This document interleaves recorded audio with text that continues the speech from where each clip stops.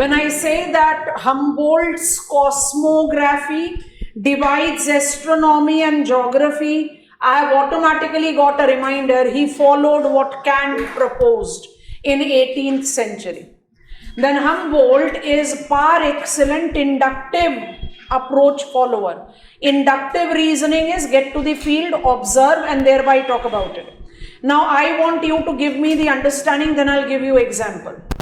Humboldt has followed Kant in distinguishing astronomy from geography. I already told you earlier, the term anthropocentric is derived from Kantian viewpoint that Ritter has followed. So I see that Ritter is also following Kantian work. My question is, Humboldt was such strong field observer that everything and anything that he has contributed. Now please imagine you are in the first half of 19th century, you are centered in Germany, you have mentally reached there, and when the time when aviation on a civil aviation norm was absolutely partial in its genesis, there was nothing called remote sensing. Imagine the contributions made by Humboldt. He was the scholar to have studied permafrost, visiting tundra on the invitation of Tsar, King of Russia. He was the scholar who talked about possibility to dig Panama Canal, we'll learn that in trade route, which will reduce the distance between East and West North America. He visited Atacama Desert to conclude that the guano birds' droppings have got rich phosphorus acids with it. He was in Atacama Desert, first got the glimpse of that cold current Peruvian, which is now even nicknamed as Humboldt current. He climbed up Mount Chimborazo, felt giddiness and concluded that with increasing height, availability of oxygen decreases. He was the scholar who talked about positive relation between rainfall and vegetation as he visited selvas. He was the scholar who said that the active volcano, in the time they remain dormant, sleeping, then also they keep on emitting poisonous gases. He actually climbed down the crater of Chimborazo as a pagal field observer. Everything that he has talked about was with the field observation. Compared to him, his contemporary scholar Ritter was deductive reasoning. It is not that Ritter never gave out or came out into the field observation. He did so. But when I compare him with the contemporary scholar, he more approached deductive reasoning. Now my question is, which of the two approach, inductive, deductive, is going as compatible to the Kantian exceptionalism? खबरदार जो disappoint करा, virtual थप्पड़ भी पड़ेगा, जल्दी बताओ. No, I want inductive or deductive, I or D. If I am studying exceptionalism, uniqueness in position in space, I will be following which approach? Deductive or inductive? Inductive. Inductive. Everything has to be separately surveyed. So mind it, Ritter derived anthropocentric from Kant, but was more the follower of deductive reasoning. And Humboldt was more following that uniqueness should be the domain and thus mobilized on inductive reasoning. ठीक है? अच्छा, Ritter attempted regional approach. We are too early to talk about what is systematic versus regional, but if I take support of what we have learned, recall, when we were learning biomes, we were following systematic approach. We learned that this is biome, characteristics of biome, recall your base diagram, precipitation on horizontal axis, temperature on vertical axis. When the precipitation is very high, temperature is very high, it is called rainforest, and we know what is the characteristic, dark gloomy forest. And then we went to the map of the world and said selvas is the example, Congo basin is the example. That is systematic approach. But when I talked about Welles biotic province, it was regional, Nearctic, North America. And how many biomes are there? So tundra, taiga, deciduous, yes or no? So you know what is systematic and what is regional. Oceanography, when we were learning hypsometric curve, it was systematic. But as soon as we went on to submarine topography of Atlantic Ocean, it became regional. So systematic, developed isothermal map of world. And regional, authored the text Europa, regional account of Europe. I think you are understanding. And please understand that these 3 points of distinction, minimal, is showing the maturity of the discipline. That two contemporary scholars of the same school are working in a very different domain to study the same discipline. That is the reason pillars of modern geography.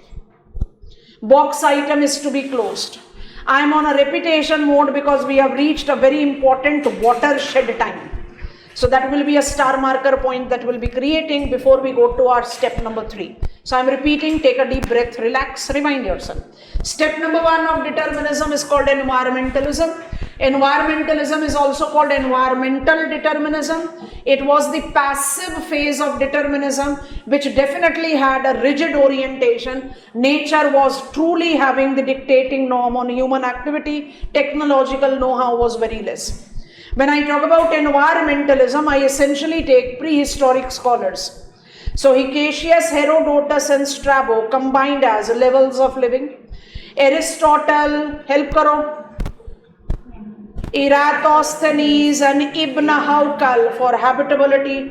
Al-Biruni and first environmental determinist Ibn Khaldun for every aspect of human living. And one of the 4 pillars of modern geography, Kant, attitudinal influence. Keep it aside. Classical phase of determinism called classical determinism or geographical determinism includes Humboldt and Ritter. It is the formal phase of determinism because both Humboldt and Ritter defined what is determinism. However, they approached determinism differently. Ritter's determinism is anthropocentric and implied.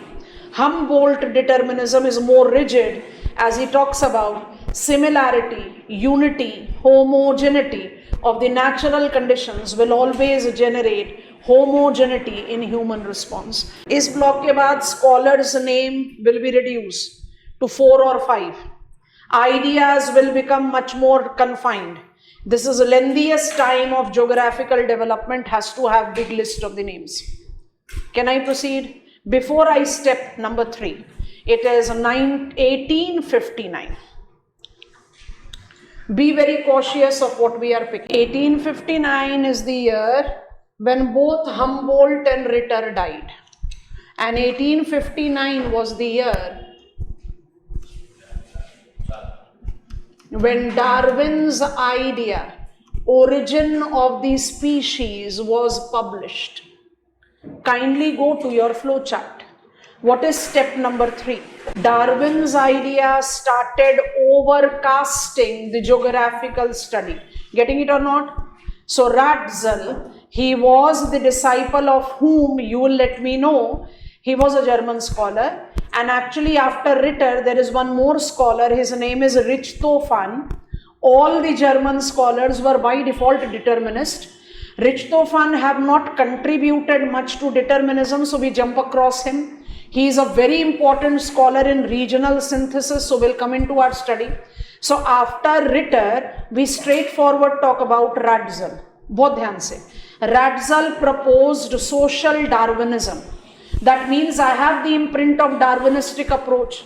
So 1859, when Ritter and Humboldt both died and Darwin's idea got published, origin of species have such overcasting influence on every discipline that was evolving that time, geography being no exception.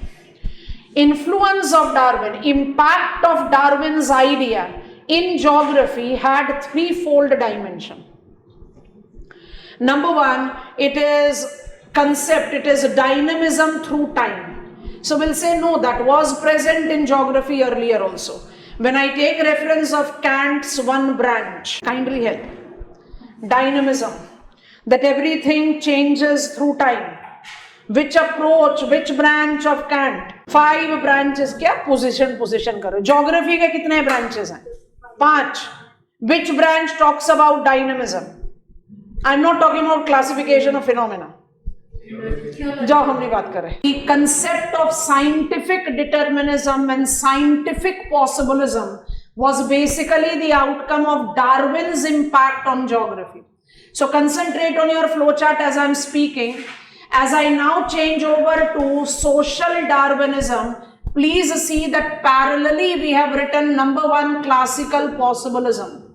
Because when I talk about Ratzel, the German scholar, to have supplemented classical determinism to social Darwinism, his contemporary scholar, French scholar Blache, established French school with classical possibilism. What was the impact of Darwinism in geography, in determinism, possibilism, man-environment relation? Number one, idea of change through time. Number two, idea of organization. And number three, idea of selection and struggle. Idea of selection. किसके साथ compatible है? सब तो Darwin idea है. I'm saying Darwin's idea have impacted man-environment relation study. ठीक है? So Darwin's idea have got three impact in geography. The third impact I'm saying, idea of selection and struggle. Struggle, scientific determinism, social Darwinism, idea of selection, scientific possibilism, not possibilism which was given to us by Plato, of Paul Weidel de la Blache. That means if I take Darwin's idea and talk about social Darwinism, it marks the beginning of scientific determinism. And parallel to it, when I talk about classical possibilism, I am talking about scientific possibilism. Here is German scholar Friedrich Ratzel, and here is French scholar Paul Weidel de la Blache. We don't want to swing between determinism and possibilism.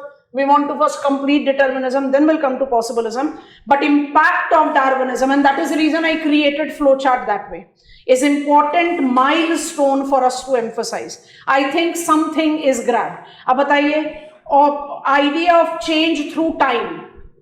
Earlier scholars were also talking about. Idea of organization.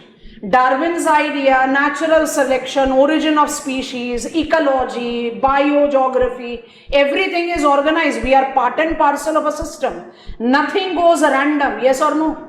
When we were talking about that there is a biotic link which is called neutralism, then how it is a link when I am neutral about your existence and you are neutral about my existence? Because we are having relation with a system which is regulating our survival. Nothing goes in randomness. Everything is organized.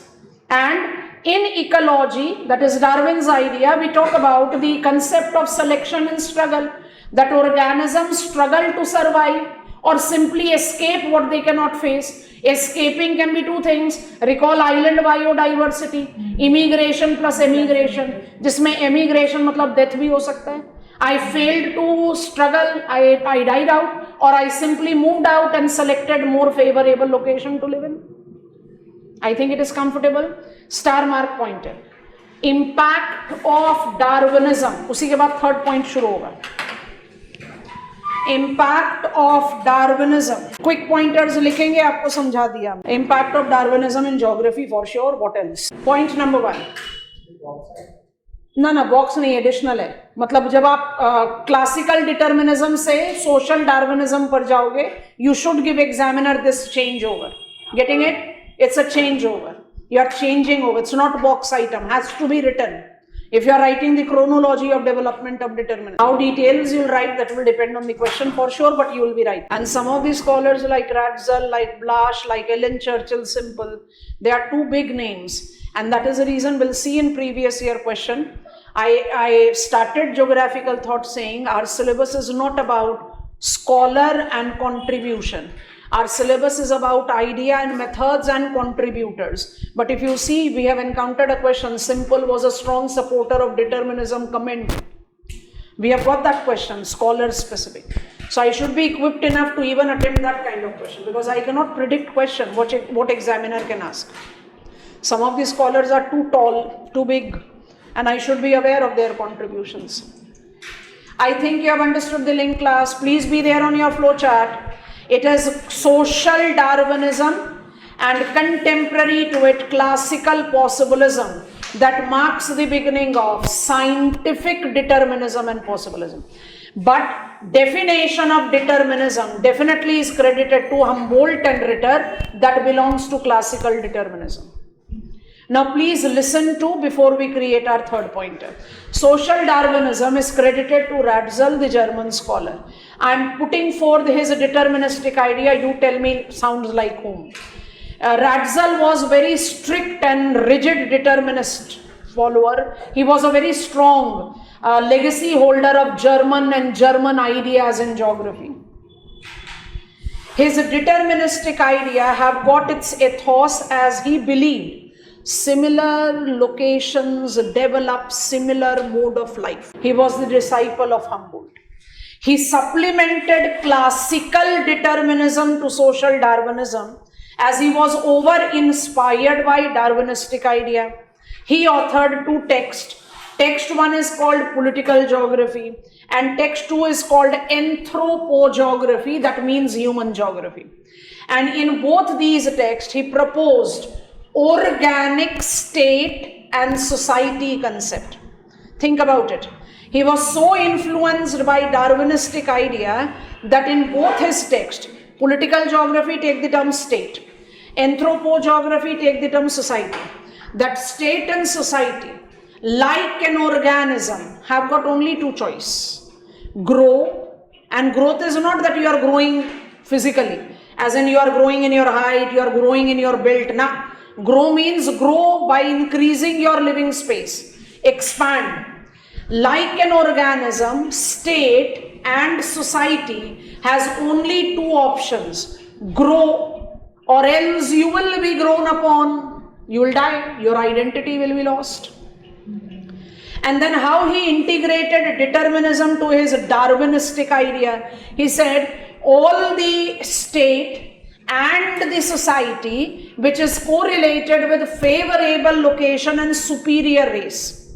Aryans are superior, Jewish are inferior. All the states that are in favorable location, powerful, and all the states that have got superior race with them have legitimate right to increase their living space. German term Lebensraum is very commonly utilized for it. What is living space? You are capable, you are powerful, increase your living space, expand. Because as you expand, you increase your resource base, you increase your potentialities of economic growth and power. Because if you are not growing, let's take it other way around. If I am increasing my living space, by default I am overlapping, I am occupying the space occupied by some other state and society that has lost its identity because that was inferior.